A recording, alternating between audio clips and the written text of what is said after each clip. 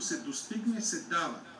Има нива на публичност, които не могат да бъдат достигнати преди да се завърши споразумението.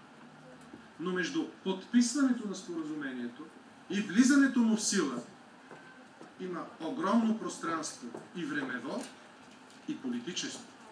В него ще има дебати, четене, дори, това го научих съвсем наскоро, споразумението, когато бъде подписано, ще бъде публикувано преди да бъде прегледано от юридическите експерти в Европейския съюз. Тоест, то ще бъде налично в момента, в който е готово, едновременно на всички. Публиката, експертите, политиците. Колко време ще има между подписването и влизането му в сила, ратификацията, никой не може да ви каже, но аз ще ви го кажа на човешки език. Ще бъде достатъчно време.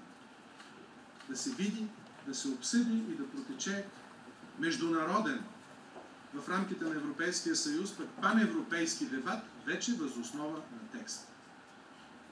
Ето в това положение, или това е състоянието, в което се намира преговорния процес. И няколко думи накрая за най-важния елемент от процедурата за мен като евродепутат, защото аз трябва да гласувам за това нещо. Европейският парламент се явява първото, мога да кажа, решаващо препятствие с оглед вече на прецедента, наречен АКТА, търговското споразумение, посветено на друга тема. Вече никой няма съмнение, че Европейският парламент може да казва не на споразумения, изготвени бавно, мъчително, с подкрепата на много държави. Ние казахме не, защото нашата възможност да участваме в дебатите се изразява в финал, който означава ние да кажем да или не. Ние не можем да променяме отделни клаузи. Имайте предвид това. Когато ние кажем не, можем да кажем и образно, споразумението е мъртво. Може да възкръсне, политиката такива неща са възможни, но ще минат много години.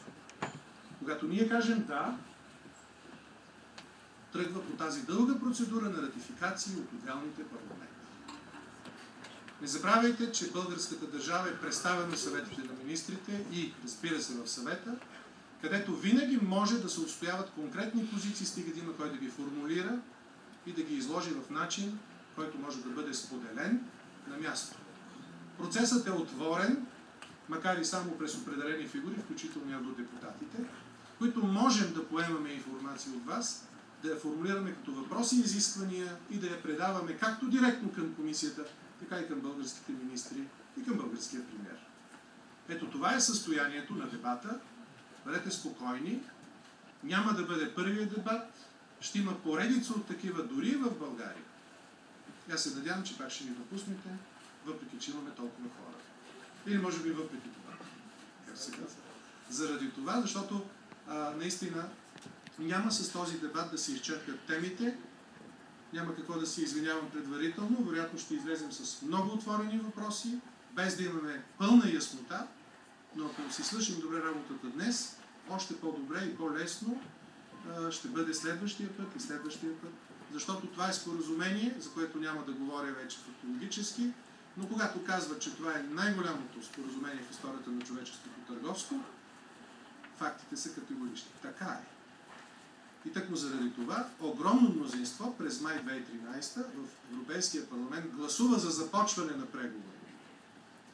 Абсолютно политическо престъпление е да не се даде възможност да опитат двете най-големи икономически общности в света да сключат такова споразумение. Дали ще успеят и как ще изглежда този въпрос, който бъдещето ще отговори. Но аз съм част от това огромно мнозинство, което даде шанс на това споразумение. Запазвам си обаче резервите и всички въпроси, на които, или на част от които се надявам да дадем отговор. Или да започнем. Благодаря. Моя монолог свърши. От тук нататък вече започваме с панелистите. Благодаря. И 15-та година, и 14-та година започнахме една българска компания, която изнася пробиотик за Ню Йорк. Намерихме, че нашата бактерия е много силна. Доказахме, че всъщност е по-силна от много от другите пробиотични бактерии. Прораснахме го на зеленчуков сок и имахме един много конкурентен продукт, който нямаше аналог в Щатите. официалното мито между България и Щатите беше 0%. Така че би трябвало TTIP да ми влияе, ако искам да изнасям и да побеждавам в Щатите моите конкуренти. Да, обаче, за да мога да го изнеса този продукт, трябваше да имам FDA регистрация, нищо, че имам регистрация в България. Трябваше там да нямам FDA адвокати, които въобще не са ефтини. Трябваше да си докажа чрез научни проучвания в Американския университет, който ми струваше $140,000. И в общи линии за един малък продукт, който е много конкурентоспособен, с 0 мито, аз трябваше да плата, или нашата компания, $250,000, за да имаме шанс да влезем на американския пазар. Така, това е много интересно. Сега, ако погледнем от тази гледна точка, един TTIP би ми намалил този разход от 250,000 на може би 20,000. И сега въпросът е кой обслужва TTIP? Дали наистина обслужва големите мултинационални компании, които вече от 2002 година са навлезли във всичките пазари, или обслужва малките компании, които нямат организацията, структурата, капацитета да правят много сложни структури, но пък имат конкурентни продукти.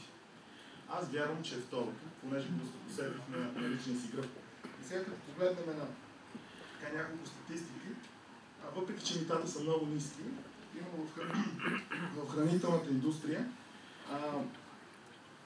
бариери, които не са свързани с мита, оскъпяват до 73% стоката, за да влезе в американския пазар, когато вкарате и цената на инвестицията, която е била нужна, за да се влезе в пазара. Химическата индустрия 19%, части за коли 26% и това няма нищо общо с мито. Ето защо аз мисля, че TTIP би помогнал всъщност много на българските производители, които, както Деси каза, са доста конкурентно способни тези, които успяват. Защото представете си, успявате срещу бариера от 75%, какво бихте направили, ако нямаше тази бариера? Така, поглеждайки статистиките, има над 8000 фирми в хранителната индустрия с 200,000 служителя, които са точно в хранителния сектор с експортен потенциал. Дали изнасят още, не се знае, но тези хора са потенциални износители. Балансът между големите и малки фирми за мен със сигурност помага повече на малките, отколкото на големите, точно този споразумение. Координиране на интелектуалната собственост. Това е друго нещо, което споразумението засяга. В момента, примерно, аз ако можеше да с една патентна апликация да си запаза и Европейския съюз и Щатите, да не трябва да давам по между 20 и 100,000 долара във всяка една от апликациите, за да се запази, много по-добре. Така че една интелектуална собственост и опростяване на режима или координация между двата режима би било страхотно за иновацията и в двата региона.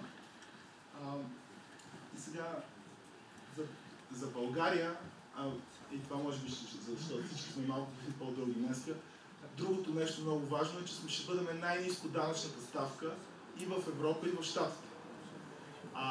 До този момент не сме го използвали много като предимство това, че сме най-ниско данъчната ставка в Европа, но това е един голям потенциал. Ще ви кажа един друг пример за българска фирма в Пловдив с 30 служителя. В момента плаща една 800 от държавните данъци, корпоративни данъци. Защо? Защото всъщност успяха да хванат този механизъм, внасят цялата си стока за Европа, минава през България, продава се в Западна Европа главно и си плащат данъците тук. Значи само ни трябват още 800 такива компании и си отвоиме данъчния приход от корпоративен данък. Представете си тази компания как би се качил бизнеса, в момента е 50 милиона евро, ако имаше тази възможност да продължи и към Щатите. Така че за мен чисто икономически много са силни аргументите и то специално за България. Ако бях френски фермер, нямаше да съм толкова сигурен, но като български предприемач е доста еднозначно от към икономически плюсове. Съгласен съм от друга страна, че трябва да внимаваме, не трябва да сме слепи за неща като ГМО, защото това е едно българско предимство, да имаме земеделие. Съгласен съм, че трябва да се внимава за пестицидите, които се използват, защото в Европа има над 2000 забранени субстанции, в Щатите са съвсем малко. Така че да, не слагаме нали, съвсем бяла страница и казвам абсолютно за, но ако тези няколко ключови момента се защитат, за България мисля, че над 90% може само да се печели.